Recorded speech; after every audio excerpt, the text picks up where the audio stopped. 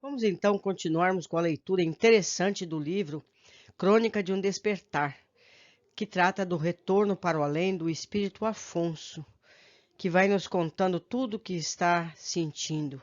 Esse livro foi organizado por Abel Glasser. Na leitura anterior, partilhamos os relatos de Afonso em seu velório, o encontro com espíritos desocupados que zombaram dele por não ter percebido que ele havia morrido. Quarta leitura.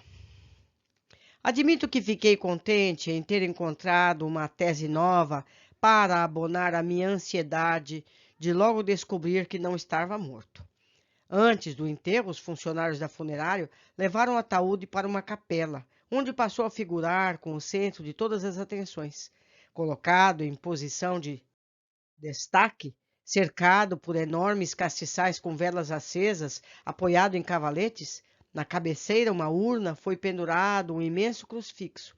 Ao redor estavam os convidados, conversando entre si, até serem interrompidos pela prece proferida por um sacerdote desconhecido. Suas palavras não foram tão belas e pomposas como aquelas do velório do meu cliente. Decepcionado, quis afastar-me um pouco para evitar ouvir o sermão, mas não consegui. Os molestos fios seguravam-me junto ao corpo. Jungido a essa angustiante situação de aprisionamento, acabei me afavorando. Se estava acorrentado ao cadáver, iria ser com ele enterrado, sem poder libertar-me, deduzi. Apavorado, cerquei-me de ouvir abruptamente e ela pareceu sentir a minha presença, pois arrepiou-se toda. Olhou para os lados, como se estivesse procurando uma razão para o calafrio que a acolheu de súbito, porém não encontrou nenhuma. Achei, por meu turno, que estaria obrigado ao meu lado, mas não os convidados mas mal os convidados ergueram o ataúde para levá-lo à cova, fui arrastado pelos corredores do cemitério como se fosse marionete. Nada afastava-me daquele gélido corpo. Conforme nos aproximávamos do buraco, que estava aberto no chão para engolir de vez o sarcófago, se eu não estivesse sonhando, diria que estava transpirando e com taquicardia. A minha intenção era retirar-me dali a qualquer custo antes de baixarem o caixão. Não conseguia, e isso me gerou um desespero indescritível. Fiz um esforço tenacíssimo para desgrudar-me dos fios morféticos do meu pesadelo, e foi em vão. O esquife começou a entrar na cova. Todos os presentes davam sinais de adeus, alguns choravam e meus familiares apoiavam-se uns nos outros. O sacerdote aproximou-se, começou a despejar água inútil em cima do caixão, enquanto a minha perspectiva de visão mudava. Olhava as pessoas de baixo para cima e passava a ver o mundo de dentro para fora da terra. Seria enterrado vivo, pensei. Logo em seguida, recomposto desse devaneio, acrescentei a mim mesmo ser impossível estar vivendo aquilo, pois, em verdade, frisei, não estava morto. Porém, a horrível sensação persistia, e quando me sentia vulgarmente a 7 palmos debaixo da terra, não mais via todos os convidados do cemitério. Conseguia vislumbrar somente aqueles mais curiosos que se aproximavam do buraco e dispunham-se a olhar para baixo, talvez querendo ter certeza de que eu me encontrava mesmo ali. Inenarráveis foram os momentos que vieram a seguir. Sem que esperasse o coveiro, rude e sem instrução naquele cemitério, conforme percebeu-me, iniciou o soterramento. Fiquei alucinado e ferido em meus brios. Como um homem daquele poderia colocar um ponto final na existência de um empresário bem-sucedido e conceituado como eu? Indaguei-me. Já zonzo, como se estivesse temulento, sentia faltar-me horizonte, futuro, esperança. Como era duro ver soterrado daquela forma. Refleti. Para quem ficava, devia ser simplesmente um gesto derradeiro de despedida, mas para quem ia junto com o corpo, era a pior das sensações. Completamente entibiado, cedi ao cansaço e prostrei-me. Não aguentava mais lutar contra os fios que me prendiam e fui compelido a acompanhar, instante por instante, o soterrar daquele cadáver. Como poderia descrever a minha impressão quando as últimas pás de terra foram lançadas sobre o esquife? Senti-me sozinho, isolado, profundamente amargurado. Todos me haviam lançado ao abandono. Eu vira saída de minha vista, provavelmente acompanhada de Walter. O Walter traidor. Por medida de segurança, quando me despertasse daquele esdrúxulo pesadelo, iria despedi-lo. Meus filhos logo voltariam à sua rotina, esqueceriam do pai, do mesmo modo que não mais se lembravam de Nick, o velho pastor alemão, que era a adoração da casa, até ser atropelado por um desatento motorista. Enfim, a vida iria continuar para todos, exceto para mim, que estava aprisionado no rarefeito ar de um esquife escuro, na companhia desgostosa de um corpo a um passo de submeter-se à decomposição. Não tinha mais nenhuma imagem do exterior. Fiquei confinado a flores murchas, véus rasgados, sentia-me largado e confuso. Afinal, já tentara acordar diversas vezes e nunca havia conseguido. Como iria fazer para sair dali? Pensei, gritar não adiantaria, porque ninguém iria ouvir. Além do que tentara isso no velório, não deu resultado algum. Onde estaria aquela criatura que me aborreceu na funerária? Até mesmo ela seria uma boa companhia para a minha completa solidão. Não sabia mais contar as horas ou os dias, e tinha nojo de olhar para o lado, pois sentia que o corpo estava apodrecendo. Assistia tudo inerte, notando a invasão abrupta de vários micro-organismos por todo o meu corpo, àquela altura gélido, solidificado. A pele encontrava-se desidratada e uma mancha verde já tomava conta do abdômen e partia para o tórax e cabeça. Horrorizava-me cada vez que percebia estar sendo literalmente devorado por aqueles seres quase invisíveis. Bolhas cheias de líquido cresciam pelo corpo, principalmente no rosto, pescoço e ventre, e os meus olhos e língua ficavam procidentes. O mau cheiro que se instalou no buraco era insuportável. Conseguia senti-lo como se estivesse acordado. Parecia real o que estava vivendo. Isso sem contar a fome, a sede e o frio que me angustiavam. Pouco a pouco, desintegravam-se todos os tecidos e o corpo perdia gradativamente a sua forma. Não conseguia conformar-me, amaldiçoei o dia em que nasci, pois preferia jamais vivenciar aquelas sensações da morte. Germes, insetos, acarianos atuavam continuamente, vitimando o que restava de Afonso, o rico e bem-sucedido empresário, que ao longo dos anos serviu-me de invólucro. Aqui um comentário meu. Temos aqui a confirmação de outros textos estudados em outros livros psicografados. O perispírito segue com as sensações que tinha no corpo, odores, fome, frio e outros tantos. Quem era eu naquela altura? Pensei. Não tinha mais identidade. Estava pulverizado, desalentado. Apoiava meu rosto sobre os joelhos e abraçava com os braços as pernas. Nota do autor espiritual. O narrador refere-se naturalmente ao seu corpo espiritual, já que o material estava em decomposição acentuada. E eu continuo falando a respeito.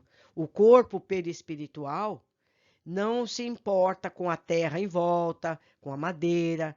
Ele transpassa tudo, como ele não conseguiu pegar as coisas no criado mudo, na cama. Lembra no começo da leitura? Então, o corpo perispiritual tem liberdade de estar sentado, ficar em pé no esquife, pôr a cabeça para fora da terra. Tudo isso ele vai poder fazer. Continuando a leitura. Fiquei como um caramujo, enrolado, arredio, por muito tempo.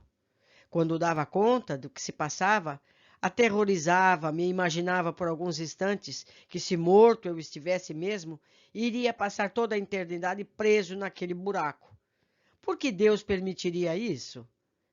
Pergunte-me pela primeira vez. Para responder essa questão, cobrei-me algum ensinamento religioso do passado. Talvez um mandamento que o padre da minha cidade natal houvesse ensinado. Enfim, algo deveria existir para justificar tamanha brutalidade e judiação. Ninguém deveria ser lançado ao seu próprio funeral daquela forma. Se existisse algum amor divino, certamente não se coadunaria com tal situação. Entretanto, não ia muito longe em minhas divagações, porque o ateísmo impedia-me nunca admitir a existência de Deus, nem mesmo a vida após a morte. Aliás, nem mesmo a ideia de morrer tão cedo passava-me pela cabeça. Fui estúpido, argumentei. Deveria ter me preparado para a morte, que é inevitável. E por cautela, poderia ter lido algum livro com teses espiritualistas para saber como sair de situações como aquela que vivenciava, caso fosse verdadeira, a proposição de que há vida, existe vida depois da morte. Modificava meu pensamento de que poderia ter de fato morrido e estava apodrecendo ali ao lado do meu corpo. Se assim fosse, iria acompanhar momento a momento o longo processo de putrefação, e quando virasse pó, até mesmo aquele malíssimo adjetivo de decomposição estaria perdido. O que iria fazer então, quando já não fosse mais que pó engolido pelas entranhas da terra? Como passaria os meus dias? Insisti em questionar. Ironicamente, lembrei-me de ocasiões passadas, quando desprezei belos momentos de minha existência, procurando emoção e aventura. De vez em quando, eu via as crianças propunham-me um passeio simples no parque, por exemplo, e eu dizia que tinha mais o que fazer e não perderia tempo com algo tão inútil e desinteressante. Inúmeras outras vezes fiz a mesma coisa e rejeitei tudo o que me considerasse pacato e comum. Sentia quando estava enterrado sem luz, ar e vida no meu lado, e quando fora feliz e jamais dera valor ao que me era proporcionado. Tinha uma família querida, um bom trabalho e a possibilidade de passear em um parque, vendo flores e tendo o céu azul por minha cabeça. Até mesmo a claridade solar seria um prêmio para mim, que me encontrava arremessado às trevas. Se pudesse voltar no tempo, simplifiquei, modificaria o ritmo da minha existência e implementaria outro, bem diverso, que fosse mais simples, tranquilo e apegado aos valores inerentes à natureza humana. Nada de aventuras extraconjugais ou viagens longas, coisa alguma de artificialismos a serem para enrijecer o caráter dos homens. Como era fácil pensar em mudar de vida quando estava enterrado e submerso em solidão e desespero, concluí. Por que não tive esses pensamentos quando estava vivo? Completei. Pela primeira vez, cedi e aceitei a ideia de que, afinal, poderia estar morto. Era melhor assim. Se estivesse apenas sonhando e despertasse, seria um momento de rara felicidade. Porém, se não mais voltasse à vida material, precisava acostumar-me com a ideia. Naquele buraco, preso e paralisado, nem mesmo louco ser-me-ia permitido ficar. Minha consciência e a memória não foram alteradas, eram os únicos bens que me restavam. Conseguia raciocinar, colher recordações e comecei a dar valor às pequenas coisas que ainda possuía. Fragmentei o meu sentimento em duas partes, rancor e resignação, aparentemente inconciliáveis. O meu estado de miserabilidade espiritual era tamanho que conseguia espaço para cultivá-los. Guardava um amargo ressentimento dos instantes que estava sendo obrigado a vivenciar, mas começava a sorvar em meus rígidos princípios materialistas e buscava conformar-se com o fato de estar, quem sabe, morto. Quando Elvira disse que se casaria comigo, senti um ligeiro aperto no coração e felicitei-me por ter alcançado mais uma conquista em minha jornada. Saíra de uma pobreza vergonhosa e começara a ingressar em outro patamar de minha vida. Casando-me, meu sogro havia prometido investir uma razoável quantia em dinheiro no negócio que eu estava montando. Não era muito, porém o suficiente para fornecer-me combustível para decolar em minhas aptidões. Eu era excelente comerciante e só me faltava capital. Conquistando Elvira, moça de classe média sem nenhum encanto especial, mas que tinha um gênio afável e compreensível, levei comigo para o altar um considerável aumento da minha conta bancária. Achava que o casamento servia justamente para isso. Se fui rejeitado por Júlia, jovem de berço nobre e rica, aceitei submisso os ditames do destino, prometendo-me, no entanto, uma rápida ascensão social. Esse progresso não se destinava à conquista da altiva moça, que não me quis, mas somente para ter o prazer de, como pai, refutar candidatos inadequados do futuro, à mão de alguma filha minha. Talvez fosse um recalque mal resolvido, mas tudo que nos ocorre de errado acabamos descontando nos outros um dia. Sempre pensei desse modo e, ao consociar-me a Elvira, dei o primeiro passo para solidificar o meu intento. Não tive filha alguma. Quem sabe porque algum pretendente fosse sofrer muito em minhas mãos.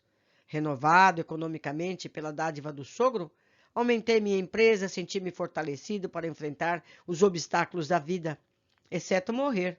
Para isso, realmente não me havia preparado. Jurei que só pensaria no assunto ao atingir 80 anos, patamar que planejava atingir. Mas, possivelmente, não tenha dado tempo. Morrera sem saber, e naquela cova úmida tinha que encontrar uma solução para o meu dilema.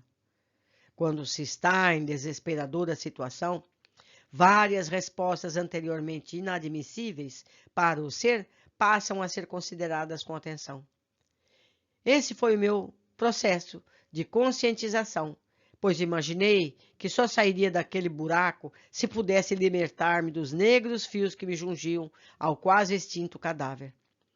Percebi que eles pareciam desaparecer no momento em que eu admitia estar de fato morto. Quando o negava, eles se enrijeciam e a prisão continuava. A seguir, uma minha observação. Vemos aqui a importância dos pensamentos.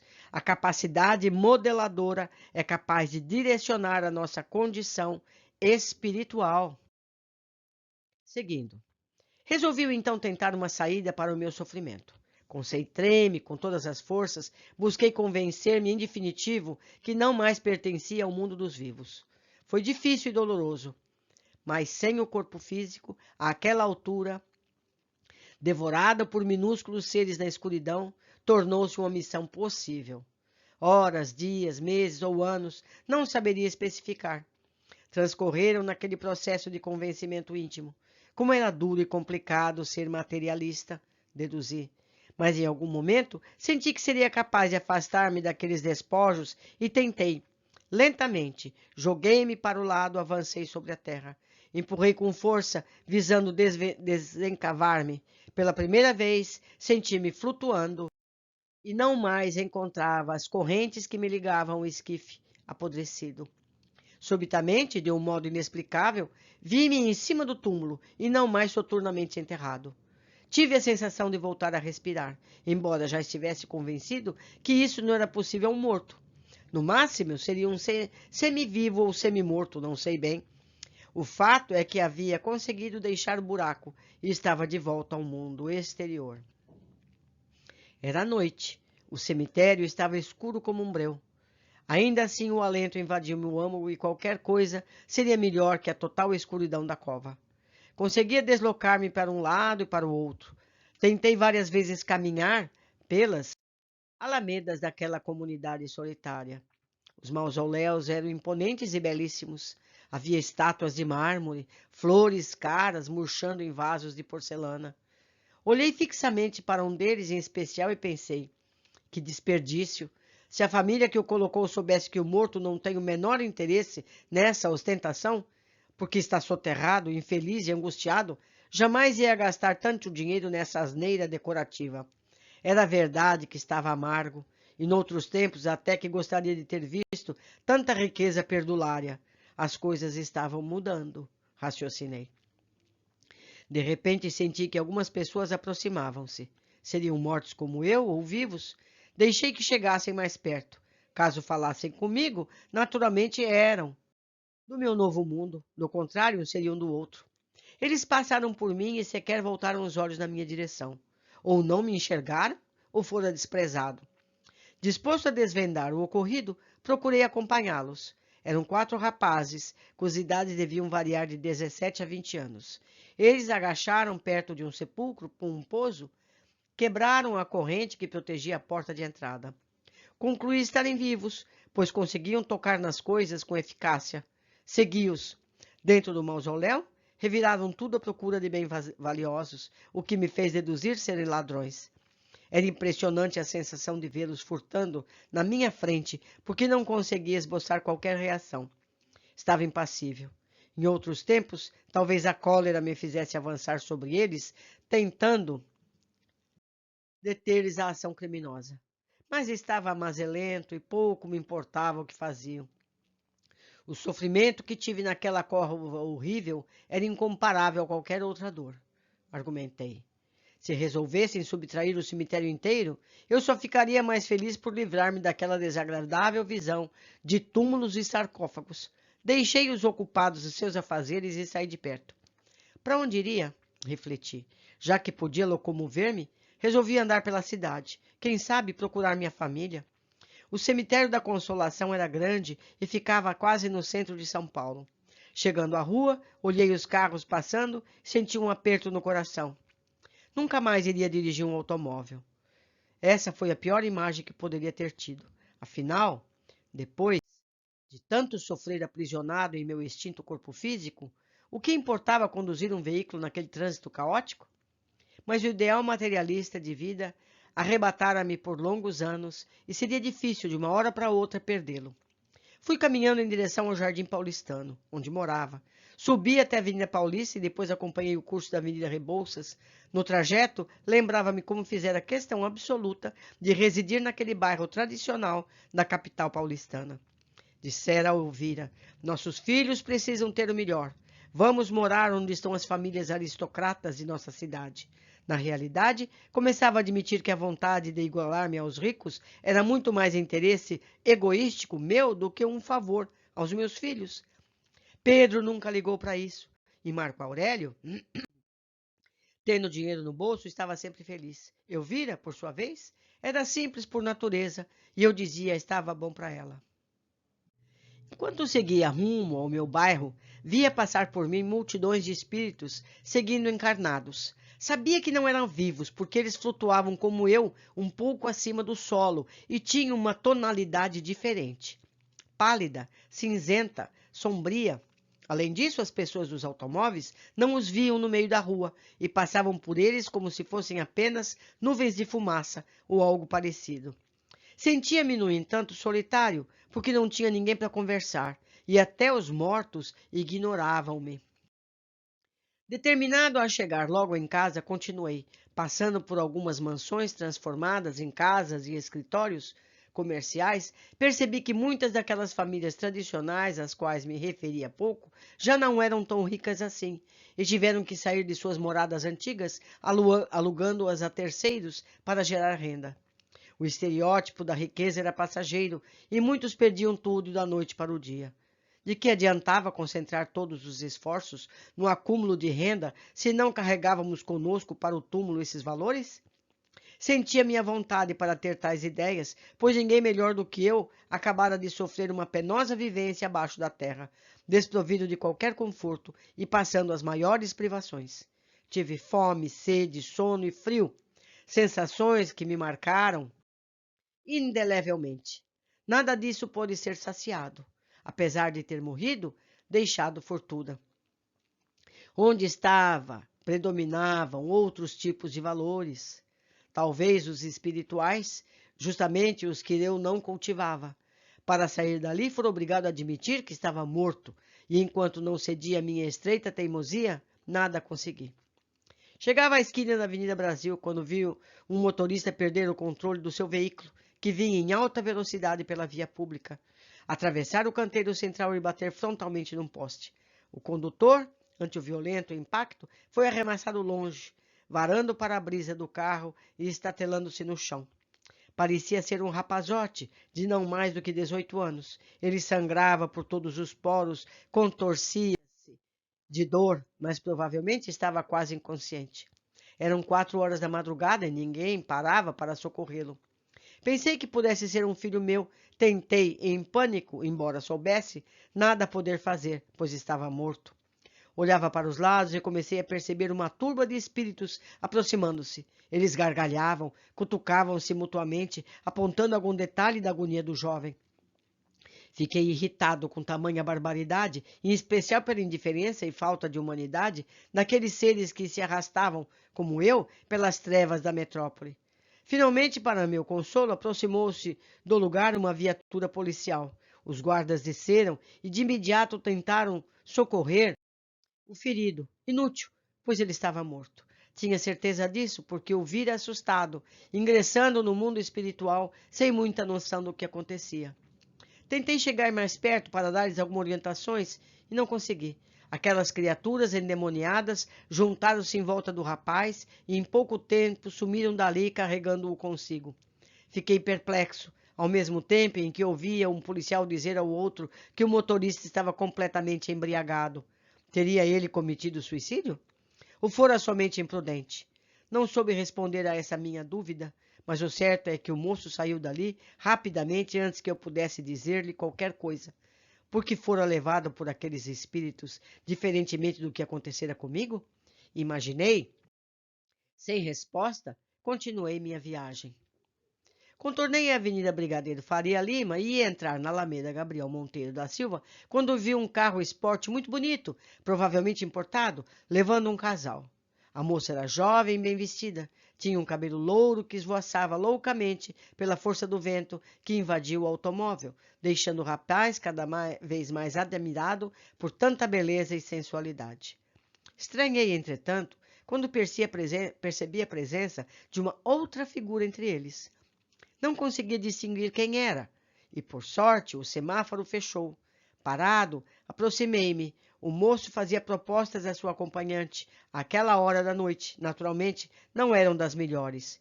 Enquanto ela pensava, a criatura ao seu lado, esguia, parecia sussurrar em seus ouvidos, incitando-a a aceitar. Finalmente o semáforo tornou-se favorável e achei que o carro iria embora. Mas o rapaz disse que dali não sairia até ouvir a resposta. A jovem orgulhou-se dessa demonstração de força e apressou-se em suas reflexões. Outra vez aquele espírito murmurou-lhe alguma coisa. Ela então aceitou o que o jovem lhe propusera e o veículo arrancou violentamente. Fiquei alguns momentos pensativo. Que havia afinal decidido, a moça ou a criatura? Poderia haver tanta intromissão dos mortos na vida dos vivos? Perguntei-me, sem condições de obter resposta, mais uma vez. E eu observo. Quem decide? Somos sempre nós a decidir. Mas as interferências existem e cabe a cada um avaliar o que decide e assumir a responsabilidade das escolhas que fazemos.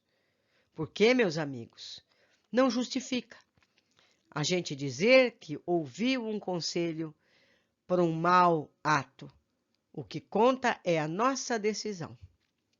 Continuando o texto.